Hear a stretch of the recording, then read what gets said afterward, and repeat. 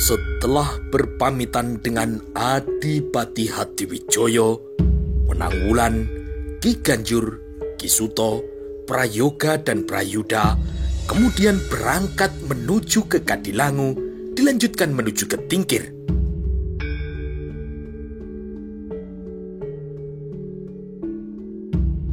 Hari ini kita bertiga akan naik kuda sehari penuh menuju ke desa Tingkir, kata Ki Ganjur. Kenapa Kakang Ganjur? Tanya Ki Suto. Kalau naik kuda sehari penuh, pinggangku terasa seperti patah, jawab Ki Ganjur. Apakah Ki Ganjur nanti tidak mau naik kuda? Ya sudah, tidak apa-apa. Kami berdua saja yang akan naik kuda. Nanti Ki Ganjur berjalan kaki saja, kata Wenangwulan. Loh, tidak begitu. Aku bersedia naik kuda sehari penuh juga tidak apa-apa, kata Ki Ganjur. Setelah menyeberangi Sungai Tuntang, tidak lama kemudian mereka pun tiba di depan regol pesantren Kadilangu. Sebelum kita pulang ke Tingkir, kita harus pamit dulu kepada Kanjeng Sunan Kalijogo, kata Ki Ganjur. Baik Ki Ganjur, kata Wenangwulan. Mudah-mudahan Kanjeng Sunan sedang berada di pesantren. Ketika mereka berlima memasuki halaman pesantren, pada saat yang bersamaan di depan bangsal keputren, dua orang tukang kayu sedang bekerja melepas sebuah tempat tidur dari kayu jati yang diukir indah milik Ratu Mas Cempoko. Beberapa pasak yang terdapat di tempat tidur itu dilepas, sehingga tempat tidur itu sekarang telah menjadi beberapa bagian yang kecil-kecil. Hari semakin terang, matahari mulai memanjat langit semakin tinggi. Kedua tukang itu masih tetap bekerja melepasi tempat tidur dan beberapa gledek. Mereka pun kini juga mulai melepas dua buah gledek tempat pakaian Ratu Mas Cempoko. Lalu beberapa barang lainnya juga telah dikeluarkan oleh beberapa orang emban yang bertugas di keputren. Kedua orang tukang yang sedang bekerja itu menghentikan pekerjaannya ketika mereka melihat Tumenggung Suropati berjalan mendekati mereka. Bagaimana? Apakah sudah selesai pekerjaanmu? Tanya Tumenggung Suropati. Belum Ki Tumenggung. Kelihatannya nanti menjelang tengah hari baru selesai dan bisa diikat di pelana kuda, kata salah seorang tukang. Lalu, kalian berangkat kapan? Tanya Ki Tumenggung. Kelihatannya hari ini sudah terlalu siang. Kalau Ki Tumenggung mengizinkan, kami akan berangkat besok pagi, kata tukang itu.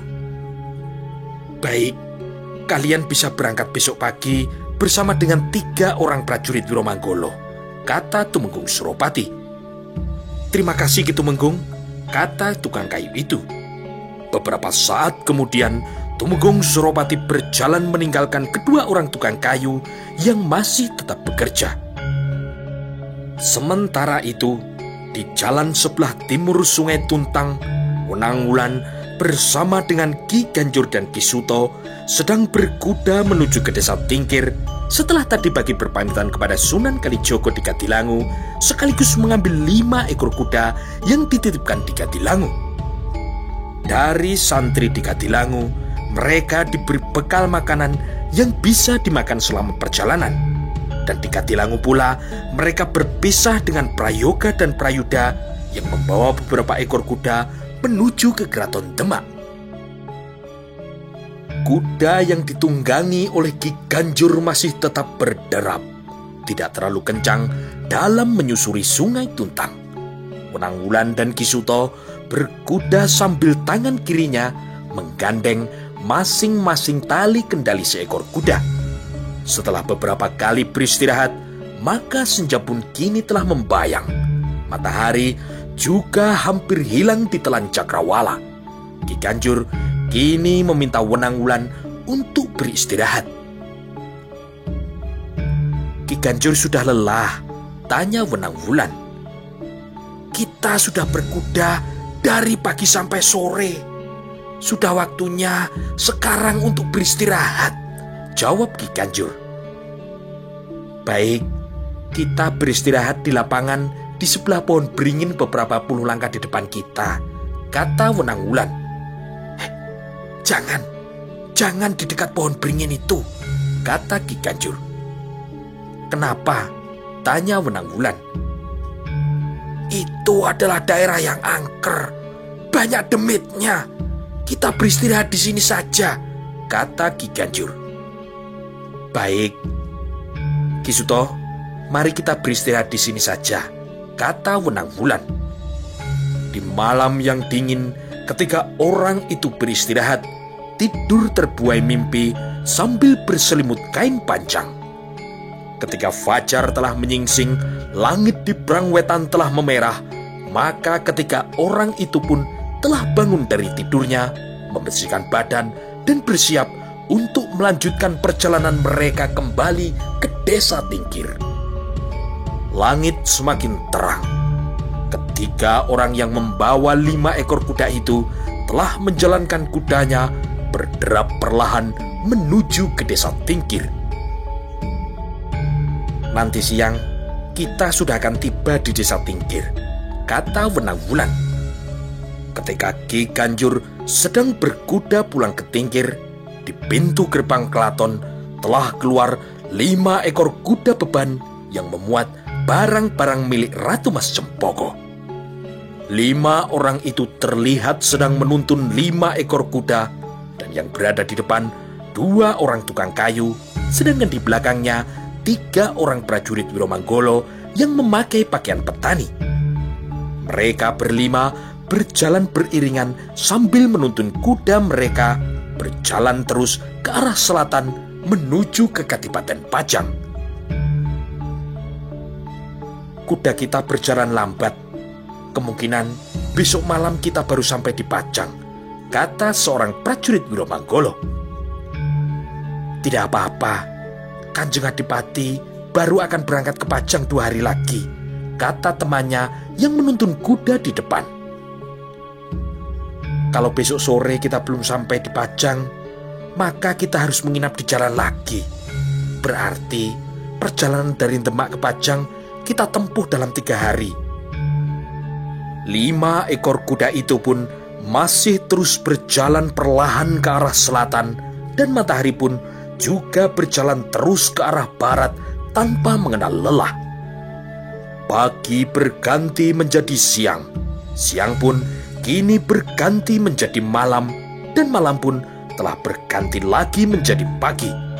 Di Keraton Kilen, di dalam kamarnya, pengantin baru Adipati Hadiwijoyo terlihat sedang berbincang dengan istrinya, yaitu Ratu Mas Cempoko. Nimas Ratu, besok kita akan berangkat ke Pajang. Apakah Nimas sudah siap meninggalkan kota raja?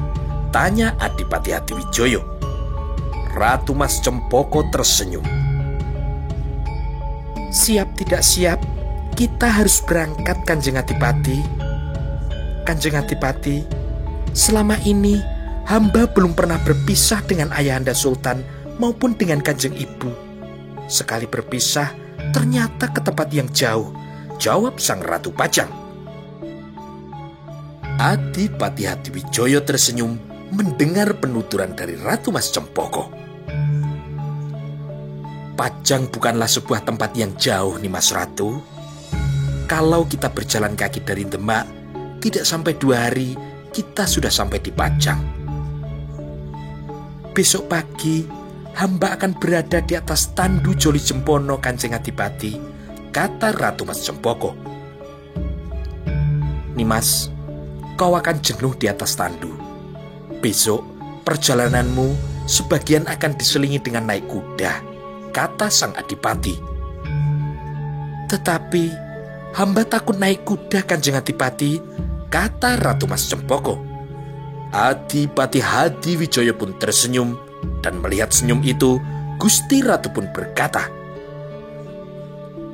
senyum itu yang membuat hamba dulu merasa tidak takut terhadap apapun, Kanjeng Adipati. Sudahlah Nimas, semuanya sudah lewat. Semuanya telah menjadi masa lalu, kata Adipati Hadiwijoyo. Ratu Mas Cempoko tersenyum, teringat betapa kisah cintanya dengan seorang Lurah Wirotamtomo yang bernama Karebet, penuh dengan perjuangan yang membuat hatinya selalu berdebar-debar. Lalu, bagaimana dengan tandungnya, Nimas Ratu? Tanya Adipati Hadiwijoyo. Hamba menurut apa yang Kanjeng inginkan. Kalau bersama Kanjeng, tidak ada yang hamba takuti, kata Sang Ratu Mas Cempoko. Baik, besok perjalananmu akan diselingi dengan naik kuda. Naik kuda sendiri, Kanjeng?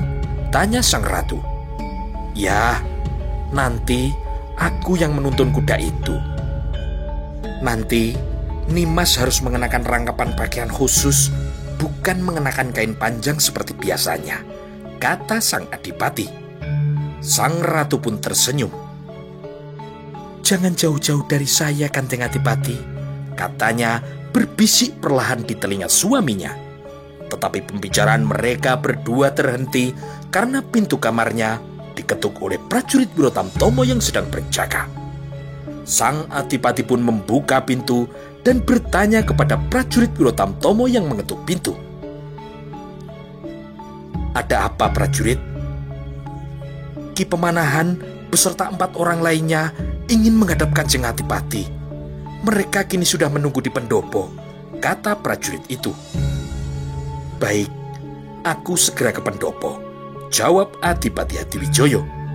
Prajurit itu pun kembali berjaga di depan keraton Kilen, dan beberapa saat kemudian Sang Adipati segera keluar menuju ke pendopo. Di pendopo telah duduk menunggu Ki Pemanahan, Ki Penjawi, Ki Wuragil, Prayoga, dan Prayuda. Mereka berlima duduk di atas tikar pandan. Bagaimana Kakang Pemanahan? Apakah ada kesulitan di dalam Gajah Birawan? Tanya Adipati Hadiwijoyo. Tidak, Kanjeng Adipati, semuanya baik-baik saja, kata Ki Pemanahan. Adipati Hadiwijoyo pun mengangguk-anggukkan kepalanya. Besok kita akan berangkat pada pagi hari, kata Sang Adipati. Baik, Kanjeng Adipati, besok di pagi hari kami akan segera datang kemari, kata Ki Pemanahan. Lalu, kuda-kuda kita yang berada di Katilangu, apakah sudah diambil semua? Tanya Adipati Hadiwijoyo. Sudah, Kanjeng Adipati, sudah diambil oleh Prayoga dan Prayuda, dibantu oleh beberapa orang santri dari Katilangu, jawab Ki Pemanahan. Aku malah belum bertemu dengan Ki Tumenggung Gajah Birowo, kata Adipati Hadiwijoyo. Rencananya kami nanti malam juga akan menghadap Ki Tumenggung untuk mohon pamit sekaligus mengucapkan terima kasih, Kanjeng Adipati, kata Ki Pemanahan. Adipati Hadiwijoyo pun mengangguk-anggukkan kepalanya, dan hingga beberapa saat kemudian mereka masih berbincang tentang beberapa persoalan. Setelah cukup mereka berbincang, maka Ki Pemanahan pun mohon pamit kembali ke dalam Gajah Birawan. Jangan lupa, besok pagi kalian sudah siap di sini, kata Kanjeng Adipati. Baik, Kanjeng Adipati, jawab Ki Pemanahan. Sesaat kemudian, mereka berlima keluar dari pendopo keraton Kilen, berjalan menuju ke pintu gerbang keraton untuk pulang ke dalam Katumenggungan. Ketika hari berangsur menjadi gelap, di dalam kamarnya, Kanjeng Ratu Mas Cempoko merasa agak gelisah karena malam itu adalah malam terakhir ia berada di kota Rajan Demak. Perasaannya bercampur aduk, ada rasa senang, bahagia, tetapi ada pula rasa sedih dan cemas. Rasa sedih dan cemas karena harus berpisah dengan ibundanya yang selama ini tidak pernah berpisah dengannya. Ratu Mas Cempoko menjadi terkejut ketika terdengar suara ketukan di pintu. Tetapi ketika ia melihat suaminya tersenyum kepadanya, maka ia pun merasa agak sedikit tentram. Adipati Hadiwijoyo kemudian membuka pintu dan bertanya kepada prajurit Wirotamtomo yang bertugas. "Ada apa?" tanya sang adipati. "Kanjeng Prameswari berkunjung kemari. Beliau sekarang menunggu di pendopo," kata prajurit Wirotamtomo. "Baik, kami akan segera ke pendopo," kata Adipati Pajang. Prajurit itu pun segera mohon diri kembali ke tempatnya bertugas. Sedangkan Adipati Hadiwijoyo kemudian masuk kembali ke dalam kamarnya. "Nimas, Kanjeng Prameswari berkunjung kemari," kata Adipati Hadiwijoyo. "Kanjeng Ibu datang kemari," kata Ratu Mas Cempoko, dan wajahnya segera berubah menjadi ceria. "Iya Nimas, mari kita ke pendopo." Keduanya kemudian keluar dari kamar menuju ke pendopo, dan di sana sudah menunggu Kanjeng Prameswari yang duduk di atas kursi. Di sampingnya duduk bersimpuh 2 orang embannya, sedangkan pengawalnya seorang prajurit Wirotamtomo menunggu di luar pendopo.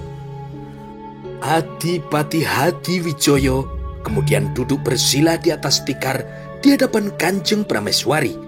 Kemudian Ratu Mas Cempoko juga duduk bersimpuh di sebelahnya. "Bagaimana Ajeng? Apakah Ajeng dalam keadaan sehat?" tanya Kanjeng Prameswari. "Iya Kanjeng Ibu, saya dalam keadaan baik," jawab Ratu Mas Cempoko. "Kau jadi berangkat besok pagi Ajeng?" kata ibundanya. "Iya Kanjeng Ibu." "Lalu siapa saja nanti yang akan kau ajak pindah ke Pajang, Dok?" tanya ibunya. "Kanjeng Ibu, ada 2 orang emban yang telah bersedia untuk aku ajak pindah ke Pajang. Selain itu, Nyai Madusari juga akan ikut bersama putrinya Genduk Menur," kata sang ratu. Kanjeng Prameswari menganggukkan kepalanya, lalu kepada Adipati Hadiwijoyo ia pun bertanya, "Besok pagi yang akan ikut mengantar boyongan ke Pajang tidak banyak Hadiwijoyo?" "Tidak apa-apa Gusti Ratu. Nanti akan ada 5 orang prajurit dan Nayaka Praja Pajang yang akan berangkat bersama-sama. Sekarang mereka masih berada di dalam Gajah Birawan," kata Adipati Hadiwijoyo. Kanjeng Prameswari pun menganggukkan kepalanya. Ia pun teringat akan perkataan Kanjeng Sultan ketika ia minta pengawalan yang kuat untuk putrinya dalam perjalanan ke Pajang. "Tidak perlu pengawalan prajurit yang banyak, Ratu.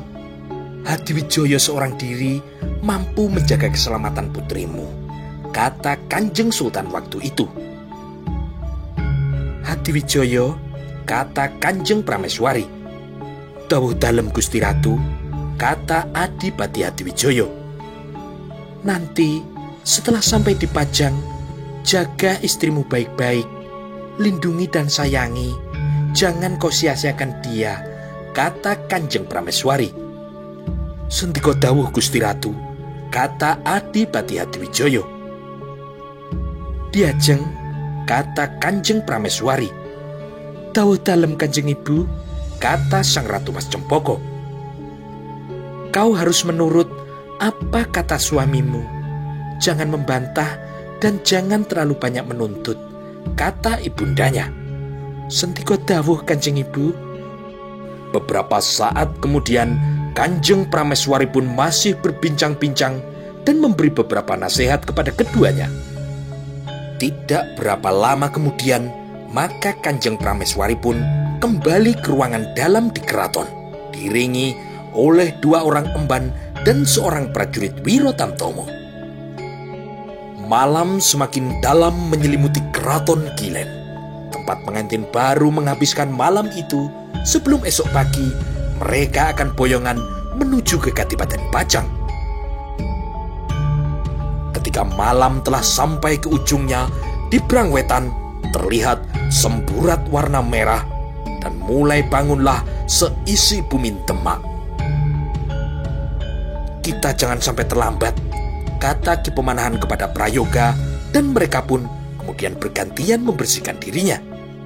Ketika langit telah menjadi terang, maka mereka pun telah bersiap untuk berangkat menuju ke keraton. "Kita tidak usah pamit lagi. Tadi malam kita sudah pamit kepada Ki Tumenggung Gajah Birowo. Pagi ini Ki Tumenggung juga sudah berangkat menuju ke keraton," kata Ngabei Wuragil. Mereka pun kemudian berpamitan kepada 2 orang pembantu dalam Katumenggungan, dan beberapa saat kemudian dengan membawa bungkusan miliknya, Ki Pemanahan, Ki Penjawi, Ngabei Wuragil, Prayoga dan Prayuda berjalan menuju ke keraton Kilen.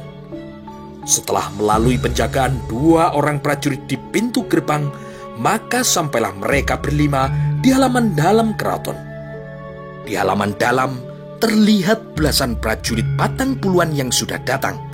Ada pula beberapa orang prajurit Wiro Tamtomo dan juga para prajurit Wiromanggolo. Kemudian ada songsong Kadipaten Pajang yang berwarna kuning dengan garis tebal melingkar berwarna hijau. Di sebelahnya ada sebuah bendera gula kelapa, sebuah tandu Joli Cempono yang berukuran kecil, 2 ekor kuda beban yang diisi perbekalan makanan selama di perjalanan, dan juga perlengkapan peralatan yang akan digunakan untuk tidur Kanjeng Adipati. Terlihat pula beberapa ekor kuda milik Adipati Hadiwijoyo yang akan dibawa menuju ke Kadipaten Pajang. Prajurit yang datang ke halaman keraton semakin lama semakin banyak. Satu persatu mereka berkumpul dengan sesama prajurit. 8 orang prajurit Wiromanggolo pemikul tandu juga telah siap. Mereka berpakaian abdi dalam Kesultanan Demak. Mereka telah dipilih dari para prajurit yang berbadan tegap dan kuat, yang mampu memikul tandu yang akan menempuh perjalanan yang jauh. Di sebelahnya tampak seorang prajurit yang membawa sebuah bende serta 3 orang lurah prajurit dari Kesatuan Wiro Tamtomo, Wiromanggolo dan Patang Puluhan.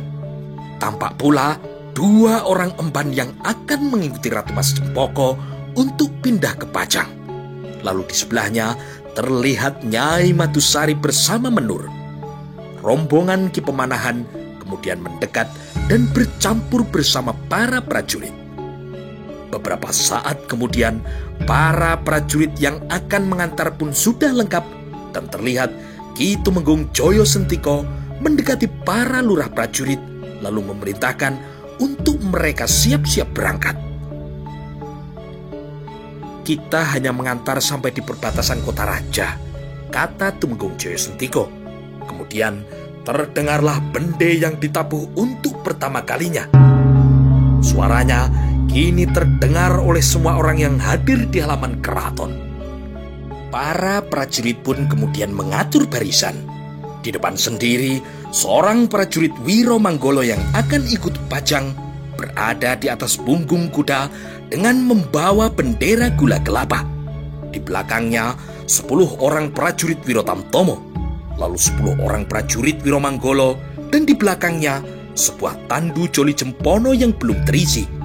Di sebelah tandu berdiri 8 orang prajurit yang berpakaian abdi dalam, dan kemudian ada pula prajurit yang membawa sebuah songsong Kadipaten Pajang, beberapa ekor kuda tanpa penumpang, 2 ekor kuda yang mengangkut beban.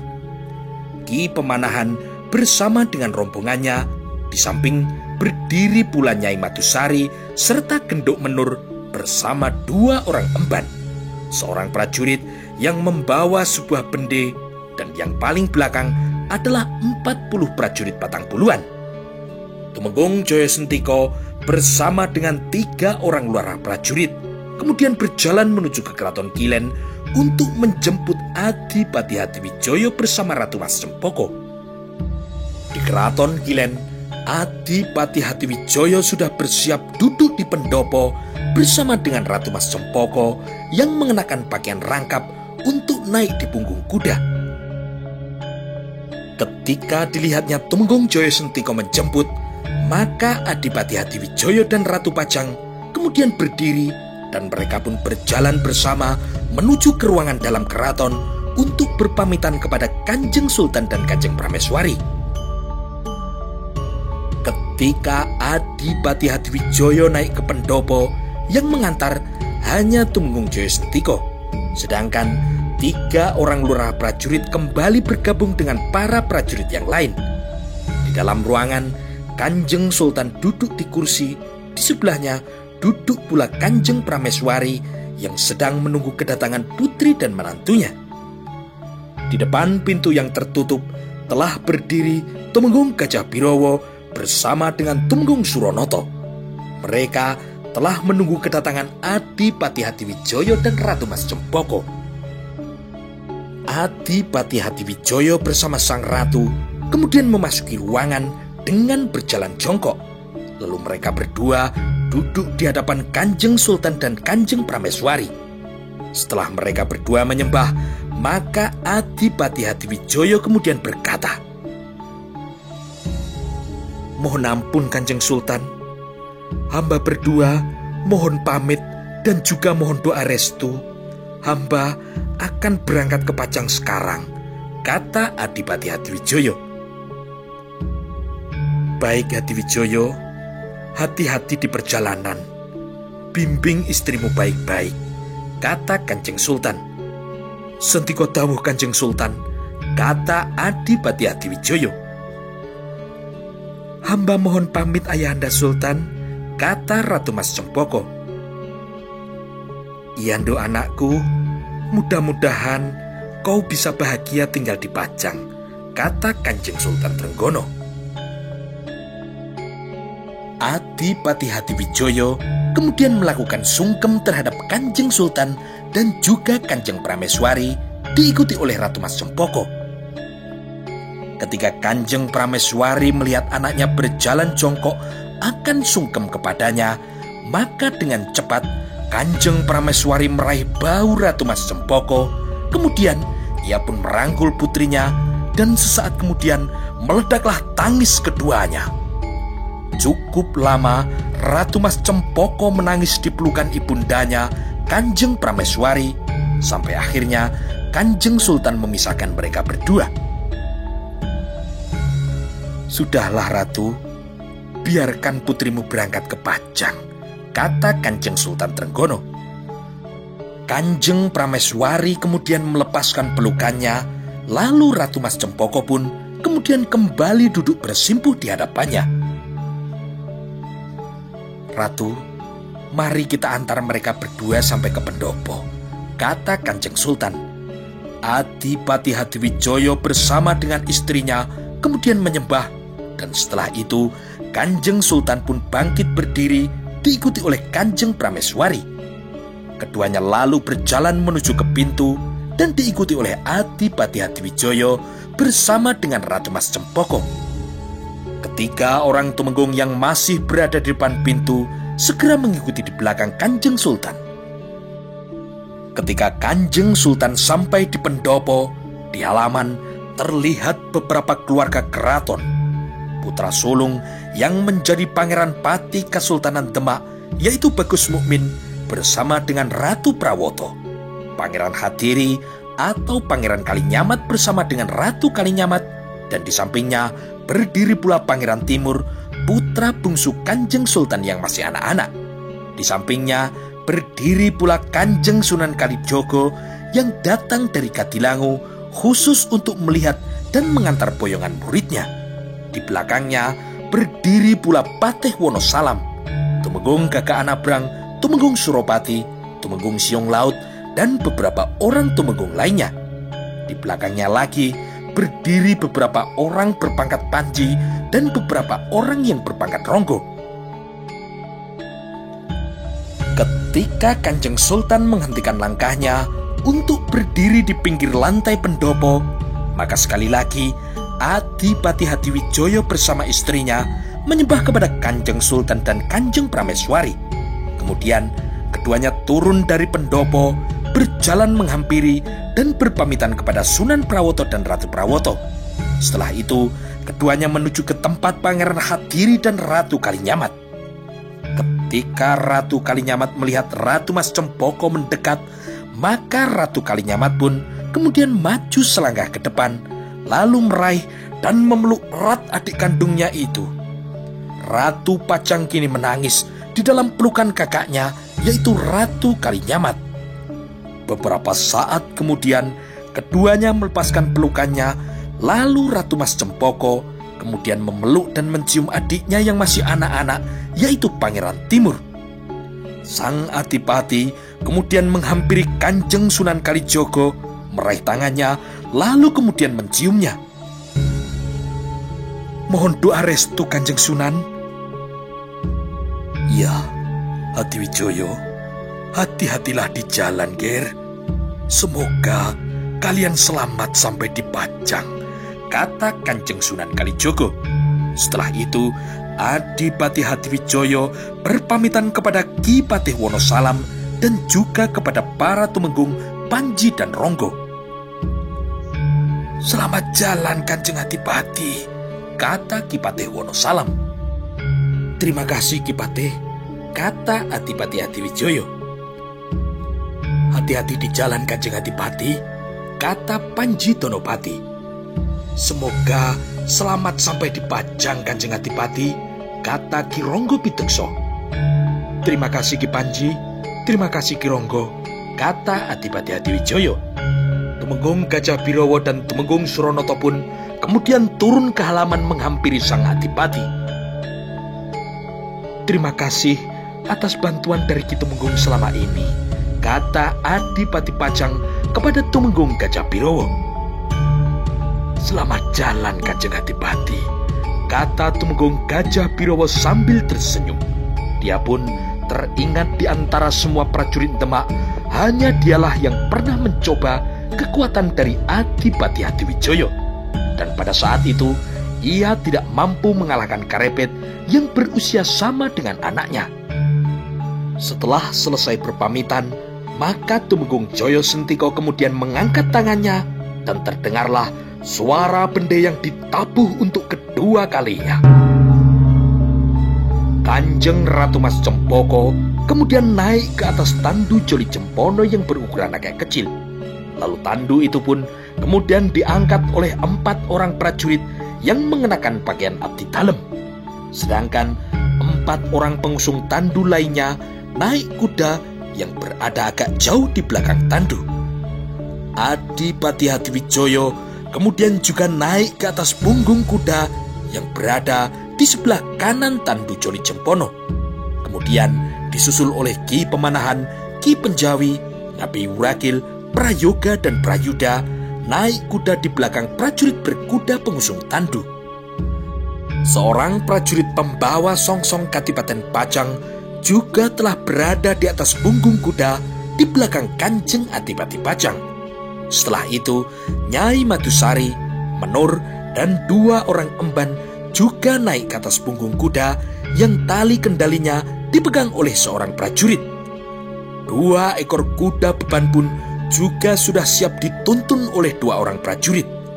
Setelah semuanya siap, maka Ki Tumenggung Joyo Sentiko memberikan aba-aba, lalu terdengarlah suara bende untuk yang ketiga kalinya. Perlahan namun pasti, bergeraklah prajurit yang membawa bendera gula kelapa, diikuti oleh semua rombongan yang akan berangkat ke Pajang maupun hanya mengantar ke perbatasan. Semua orang yang menyaksikan melampaikan tangannya. Ratu Mas Cempoko pun juga membalas melampaikan tangannya sambil matanya berlinang untayan air mata. Ketika rombongan prajurit telah hilang dari pandangan, maka Kanjeng Sultan pun berkata kepada Tumenggung Suronoto, "Panggil Tumenggung Suropati, Tumenggung Gagak Anabrang, dan Panji Donopati. Suruh mereka untuk segera menghadapku sekarang." "Sentiko dawuh, Kanjeng Sultan," kata Tumenggung Suropati. Sesaat kemudian, Kanjeng Sultan pun beserta Kanjeng Prameswari segera masuk kembali ke ruangan dalam dikawal oleh Tumenggung Gajah Birowo. Pada saat itu, rombongan boyongan yang dipimpin oleh Tumenggung Joyo Sentiko telah keluar dari pintu gerbang keraton. Mereka kini berjalan menuju ke arah selatan. Belum begitu jauh dari alun-alun, Adipati Hadiwijoyo melihat 5 orang sedang berdiri di pinggir jalan, seperti sengaja untuk melihat dari dekat sang pengantin. Ternyata mereka adalah Tumpak, Somo, Ki Lurah Mada, Ki Lurah Wiryo, dan Ki Lurah Wiguno, kata sang adipati yang segera mengangkat tangannya memberi isyarat kepada pemimpin prajurit, yaitu Tumenggung Jaya Sentiko.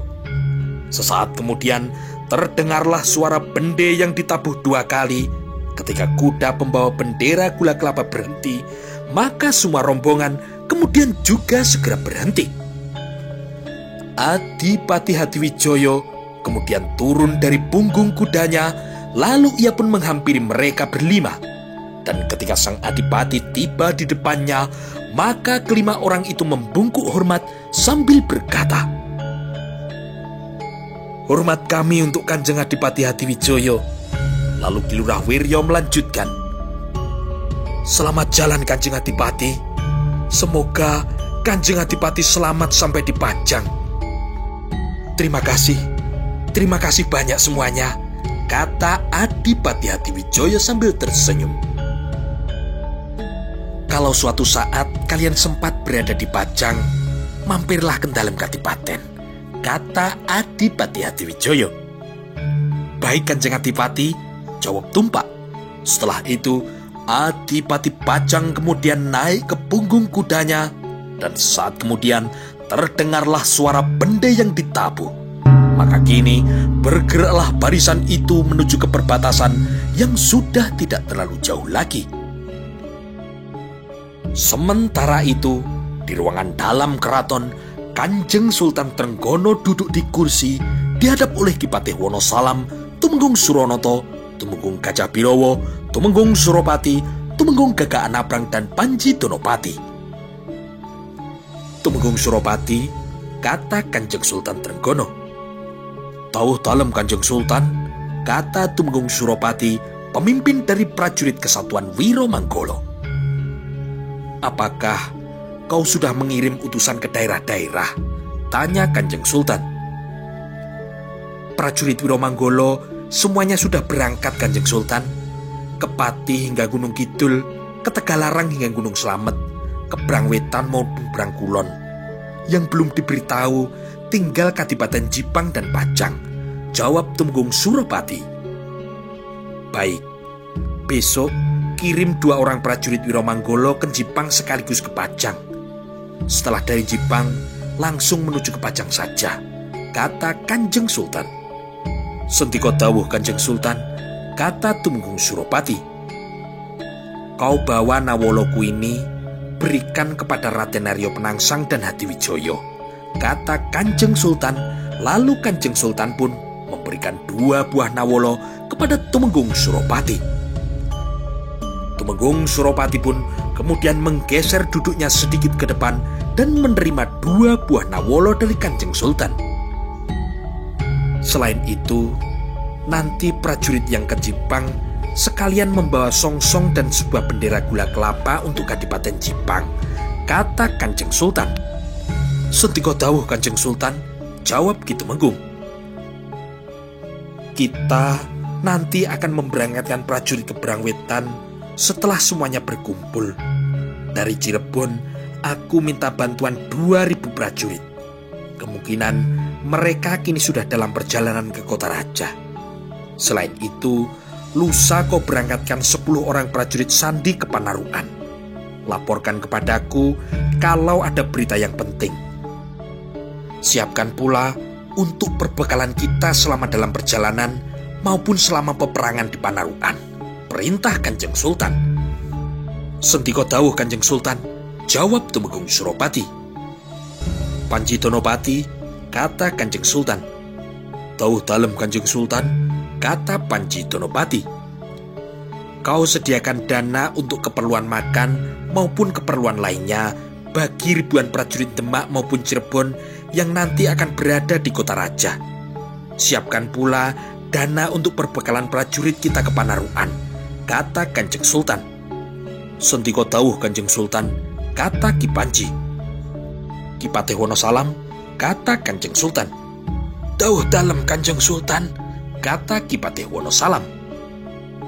Selama aku berada di Panarukan, Ki Patih yang akan memimpin pemerintahan di Kasultanan Demak ini sebagai wakilku. Laporkan kepadaku kalau ada sesuatu yang sangat penting, kata Kanjeng Sultan Trenggono. Sentiko dawuh Kanjeng Sultan, jawab Ki Patih. Tumenggung Gajah Birowo, Tumenggung Suronoto, dan kau Tumenggung Gagak Nabrang, kalian bertiga mengawasi terus jalannya persiapan perang ini. Jangan sampai ada hal yang bisa menyebabkan terganggunya persiapannya, kata Kanjeng Sultan Trenggono. Sentiko dawuh Kanjeng Sultan, kata para tumenggung itu. Ketika Kanjeng Sultan menganggap pertemuan itu sudah cukup dan dapat dibubarkan, pada saat yang bersamaan di perbatasan kota raja, Tumenggung Jaya Sentiko menghentikan gerak majunya rombongan pengantar. Adipati Hadiwijoyo kemudian turun dari punggung kudanya ketika melihat Tumenggung Jaya Sentiko menghampirinya. Kanjeng Adipati, hanya sampai di sini saja para prajurit pengantar Kanjeng Adipati dan Gusti Ratu. Semoga rombongan ini bisa selamat sampai di Pajang Kanjeng Adipati, kata Ki Tumenggung. Terima kasih Ki Tumenggung, kata Adipati Hadiwijoyo. Setelah itu, barisan prajurit Wiro Tamtomo, Wiro Manggolo, dan juga prajurit Patang Puluhan berbalik arah, berbaris memutar menuju ke arah keraton. Rombongan Adipati Hadiwijoyo yang akan melanjutkan perjalanan menuju ke Pajang tinggal sang pengantin baru, prajurit berkuda pembawa bendera gula kelapa, dan songsong Kadipaten Pajang. 4 orang prajurit pemikul tandu yang memikul secara bergantian dengan 4 orang pemikul yang naik kuda. 4 orang yang menuntun kuda yang dinaiki oleh 2 orang emban, Nyai Madusari dan Menur, Parawan Kencur, anak dari Nyai Madusari. Di samping itu, ada 5 orang Nayoko Projo dan prajurit Pajang. Ki Pemanahan bersama dengan 4 orang lainnya, serta 2 orang yang menuntun 2 ekor kuda beban. Seorang prajurit yang berwajah tampan menuntun kuda yang ditunggangi oleh Nyai Madusari.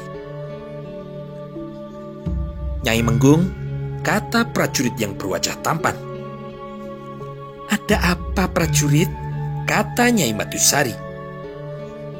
Kau tahu Nyai Menggung, kita paling cepat 2 hari lagi baru sampai di Pajang, kata prajurit itu sambil tersenyum. Iya, aku tahu. Memangnya kenapa? Nanti setelah sampai di Pajang aku minta upah Nyai, kata prajurit itu sambil mengedipkan sebuah kelopak matanya.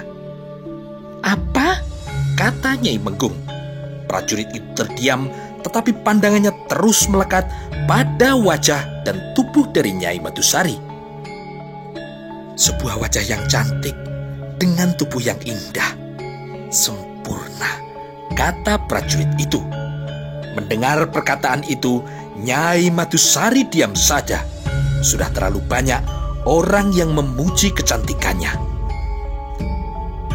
Bagaimana mungkin Nyai Menggung yang berusia sekitar 5 windu, 10 warso lebih tua dari umurku, wajah dan tubuhnya bisa masih tetap bagus begitu, kata prajurit itu dalam hatinya.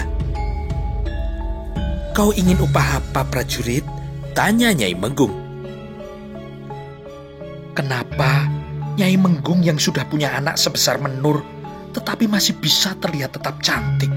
Kata prajurit itu tanpa menghiraukan pertanyaan dari Nyai Menggung.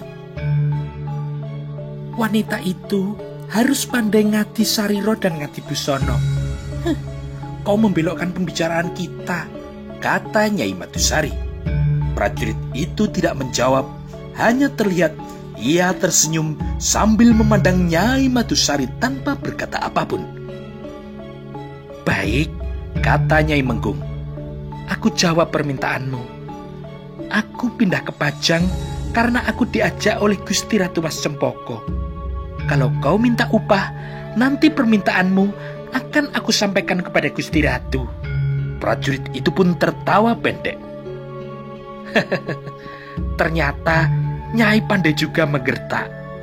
Nyai Madusari tidak menjawab, tetapi sama seperti pada umumnya seorang wanita, di dalam hatinya ia pun senang kalau ada seorang laki-laki yang memuji kecantikannya. Sementara itu, di dalam tandu Joli Jempono yang dipikul oleh 4 orang, Ratu Mas Cempoko melihat ke arah suaminya yang sedang berkuda di sampingnya. Teringatlah ketika ia naik di atas tandu Joli Jempono menuju ke perahu Kiai Garuda yang akan melakukan perjalanan menyusuri Sungai Tuntang hingga ke pesisir pantai. Di atas tandu Joli Jempono, ia melihat ke samping tandu seorang prajurit Wiro Tamtomo yang bertugas mengawalnya, yaitu Karebet, yang pada saat itu sedang berjalan di sampingnya. Waktu itu, betapa ia merasa terpesona, terpikat oleh prajurit Wiro Tamtomo yang sering diintipnya ketika sedang melakukan tugas jaga di depan keputren. "Apa kau lelah nih Mas Ratu?" kata sang adipati dari atas punggung kuda. "Iya Kanjeng Adipati," jawab Ratu Mas Cempoko. "Turunlah, naiklah di punggung kuda ini. Nanti aku yang akan menuntunnya," kata Adipati Pajang sambil memerintahkan pemikul tandu untuk berhenti. Pemikul tandu pun kemudian berhenti dan meletakkan tandu di tanah. Lalu Ratu Mas Cempoko kemudian turun dari tandu. Adipati Hadiwijoyo kemudian turun dari punggung kudanya, lalu membimbing tangan istrinya untuk dinaikkan ke atas punggung kuda. Gusti Ratu Mas Cempoko yang seumur hidupnya belum pernah naik di atas punggung kuda, awalnya merasa takut, tetapi ia percaya selama ia berada di samping suaminya, ia akan tetap merasa aman. Adipati Hadiwijoyo kemudian menuntun kudanya berjalan perlahan-lahan. Semakin lama semakin cepat, dan Ratu Mas Cempoko yang berada di atas punggung kuda kini tersenyum senang karena ia tidak lagi merasa takut berkuda. "Kanjeng Adipati apa tidak merasa lelah?" tanya Ratu Mas Cempoko ketika melihat suaminya berlari-lari kecil di sampingnya. "Nanti kalau aku lelah, aku akan beristirahat Ratu," kata Adipati Hadiwijoyo. Kuda yang dituntun oleh Adipati Pajang sambil berlari-lari kecil telah berada di depan, jauh meninggalkan rombongan yang berada di belakang. "Di bawah pohon yang di depan itu, kita berhenti dulu Kanjeng Adipati. Kita tunggu rombongan yang berada di belakang," kata sang ratu. "Baiklah, kita tunggu mereka di sana," kata Adipati Hadiwijoyo. Tidak berapa lama, rombongan itu pun sudah sampai di bawah pohon. Tetapi setelah rombongan itu menyusulnya, Ratu Pajang menginginkan kudanya untuk dituntun sambil berlari-lari kecil lagi. Kemudian Adipati Hadiwijoyo menuntun kuda itu sambil berlari-lari kecil sehingga jarak dengan rombongannya kembali menjadi jauh. Matahari terus bergerak ke arah barat. Saat itu hampir menjelang senja. Setelah beberapa kali beristirahat dan beberapa kali menyeberangi sungai, maka telah tiba saat rombongan itu untuk beristirahat. "Kita bermalam di sini dulu," kata Adipati Hadiwijoyo kepada Ki Pemanahan. Ki Pemanahan pun segera memerintahkan untuk mencari tempat yang luas beristirahat. Setelah itu semua, barang-barang yang berada di atas punggung kuda beban segera diturunkan. Prayoga dan Prayuda kemudian mendirikan sebuah tenda untuk tidur sang adipati. Sebuah tenda kecil juga didirikan di tepi sungai untuk membersihkan diri sang Ratu Pajang. Agak jauh di sebelah timur, beberapa orang secara bergantian membersihkan diri mereka di sungai.